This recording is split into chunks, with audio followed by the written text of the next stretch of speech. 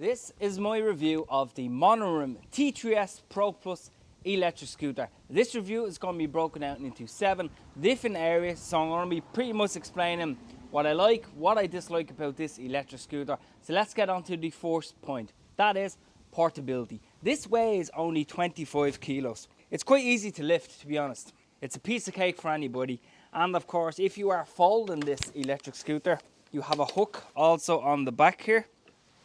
And there you go, pretty much a standard design for a lot of electric scooters that have this kind of frame. But of course, it's not without its faults.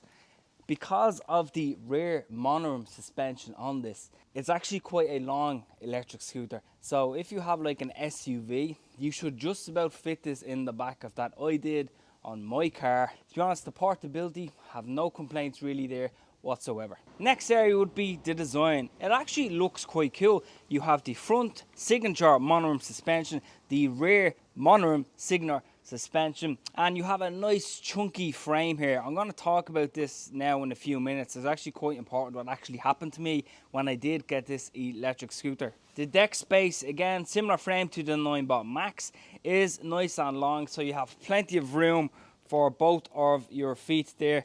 And you can even, if you're around an average size foot, you should have no issues whatsoever fitting them on the deck space. But there is a downside to this. This mudguard and this mudguard, they don't really serve a purpose. When I was riding the electric scooter, water was constantly splashing on my back end. How did I solve this? Well, I took it off for this video, but I just used Gorilla Tape as an extension here. And I also used the Gorilla Tape on this area here because I was completely destroying my clothing. And the same goes for the front mudguard. Could be extended more because water was constantly splashing up here and getting this area completely filthy. It could have been done better.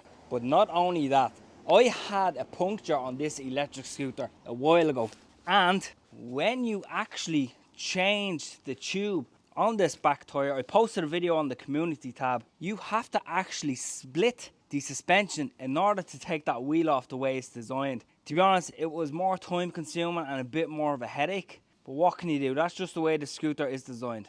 Overall performance, okay, you have a rear monorim 500 watt motor, as you can see, nice and quiet. Big downside to this, if you're going up an average size hill that's over 10 degrees, this is going to struggle to kind of get you up there. I weigh 80 kilos with all my gear on me. It's a great motor, it's quiet, but if it was like an 800 watt or something like that, it would be so much better. It is lacking in the power department. As far as speed goes, 50 kilometers an hour. This was GPS tested on my very first impressions video of this. Go and have a look at that. But it goes 50 kilometers an hour, and funny enough, on the actual app itself, you can increase it to 70 kilometers an hour, and it does go 70 kilometers an hour, but of course that's nowhere near safe. The reason why it's not safe is because the handlebars are actually quite narrow, so anything kind of over 50 and beyond, you would need a steering damper, which you can actually buy from Monorim themselves. Now, something disappointing actually happened to me. I'm going to put a picture up on the screen right now.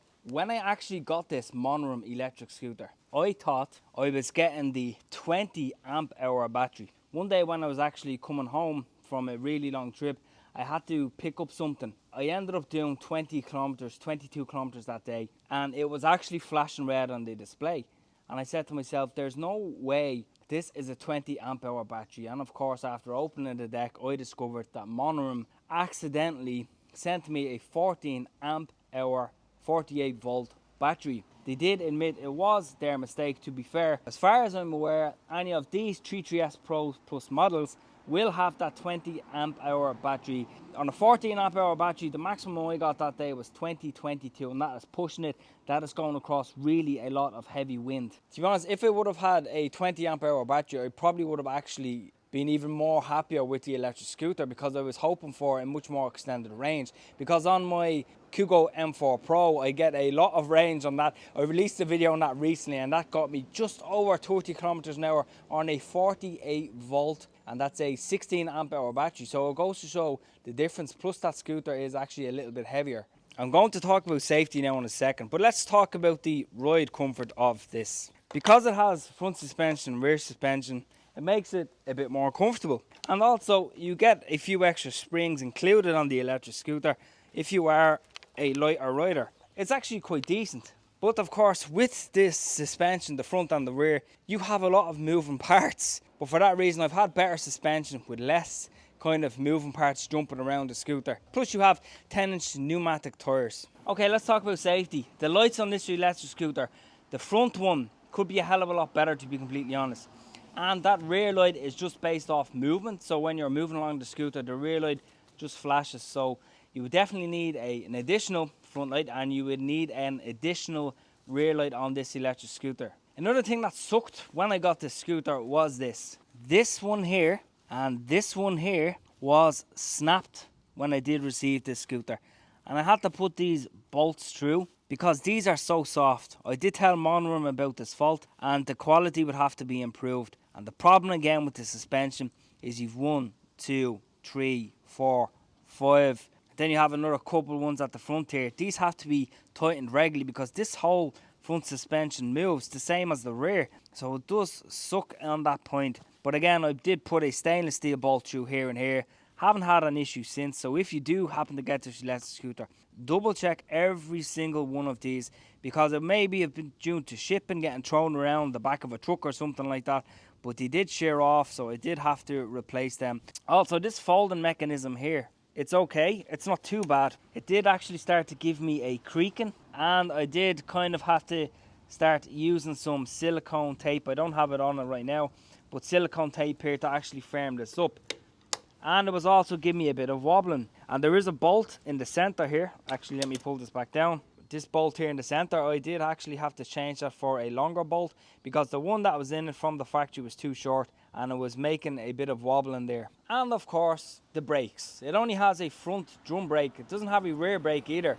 So that kind of sucks. You need disc braking on this, and I found myself a bit scared at times coming to a stop, because drum brakes are not really the best. They're great in a way because there's little maintenance on them, but in a way they kind of suck, to be honest, because they don't give you that stopping power there. And most of the time I was going 50 kilometers an hour as fast as possible on this, and I've accumulated about 500 kilometers on this electric scooter already.